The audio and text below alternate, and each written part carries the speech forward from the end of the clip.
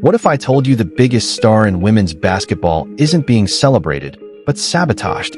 On one side, millions of fans are chanting her name, selling out arenas, and breaking television records.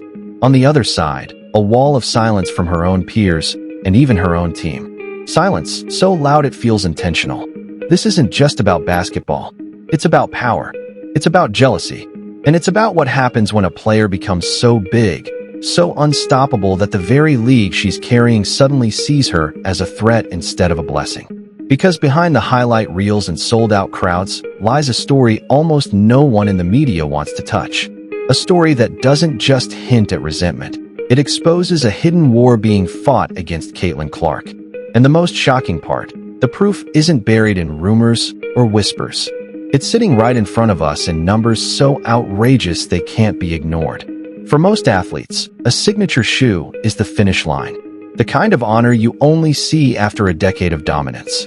But for Caitlin Clark, it happened almost instantly. On August 25th, 2025, Nike did something no one could ignore. They didn't just sign her, they crowned her.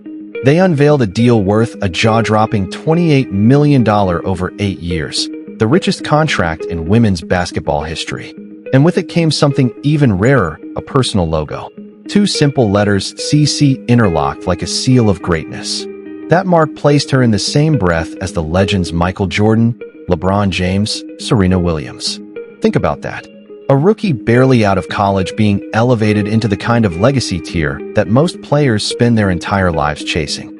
For fans, it felt like a moment of celebration, not just for Caitlin, but for the entire WNBA. Finally, someone had broken through, shattering barriers and rewriting the ceiling of what was possible.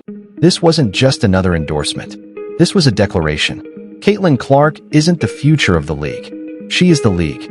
But while the world was celebrating the champagne, the headlines, the record-breaking sales, something strange was happening back in Indiana. Her own team, the Indiana Fever, the organization that benefits the most from her superstardom, had almost nothing to say. No thunderous posts, no coordinated campaign, not even a simple congratulations that matched the scale of the moment. Instead, silence. At first, fans thought it was just bad timing, maybe a PR misstep. But the longer the quiet stretched, the more it started to feel like something else entirely. And that's when people began asking, was this really an oversight? Or was this the first sign of something darker? Because, as you see next, that silence wasn't an accident. It was a warning shot. In sports, big moments are supposed to echo. When an athlete makes history, their team shouts it from the rooftops. Social media floods with highlights. Press releases hit inboxes within minutes. And every teammate lines up to celebrate. That's the rhythm of modern sport. But when Caitlin Clark's deal with Nike shook the basketball world, the reaction from her own team was nothing. No flood of posts, no parade of congratulations, no carefully crafted video package honoring the most important player in franchise history. Just a strange hollow silence. For fans, it was baffling. How could the Indiana Fever, the very team selling out arenas because of her, stay quiet during the biggest announcement of her career? How could the franchise not seize the moment to market the superstar who had single-handedly changed their trajectory? At first, excuses filled the air. Maybe it was bad timing. Maybe the PR department fumbled. Maybe they were waiting to roll out something bigger. But days passed, and still the silence lingered. And slowly the narrative began to shift because silence in this case didn't feel neutral. It felt calculated, like a decision had been made behind closed doors. A decision to downplay, to withhold, to refuse to fully embrace the generational talent sitting in their locker room. What should have been a coronation started to feel like a cold shoulder. The Fever weren't just quiet. They were making a statement. A statement that not everyone inside the league was ready or even willing to celebrate Caitlin Clark's meteoric rise. And that silence didn't just live in press rooms or social media feeds. Soon it started showing up where it hurt the most, on the court. Because the truth is, when words disappear, actions take over.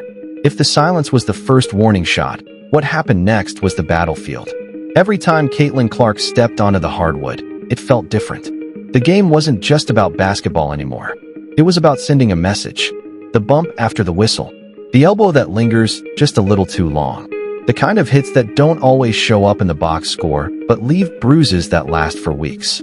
At first, You might chalk it up to rookie treatment. Every newcomer takes a few hard knocks, right? But then the numbers started to roll in, and they told a story you couldn't ignore. Despite being just one player out of the entire league, Caitlyn had absorbed nearly 1 out of every 5 flagrant fouls. Let that sink in. 17% of all the league's hardest fouls aimed at a single rookie. That's not hazing. That's not coincidence. That's a pattern. Commentators began pointing it out on national television. Even voices like Stephen A. Smith raised eyebrows, suggesting there was more here than just tough defense. And fans could see it with their own eyes. The extra shove, the cheap shot, the constant attempts to rattle her. But here's where it gets even darker. She wasn't just facing resistance from opponents. The isolation stretched all the way back to her own bench. While other teams were rallying around their stars, Caitlyn was left to absorb the punishment largely on her own. And that's when the quiet resentment, that invisible tension bubbling under the surface, finally exploded into something undeniable, something measurable. Because if the fouls were the whispers, the All-Star vote became the scream. For weeks, fans debated whether the fouls, the glares, the cold shoulders were just in their heads. Maybe it was overthinking. Maybe the veterans were just playing tough the way they always had. And then the All-Star vote happened. The fans showed up in force. Nearly 3 million votes, the most in league history, poured in for Caitlyn Clark. The message was loud, clear, and undeniable. This is the face of the WNBA, the people who buy the tickets, the jerseys, the streaming packages. They had spoken,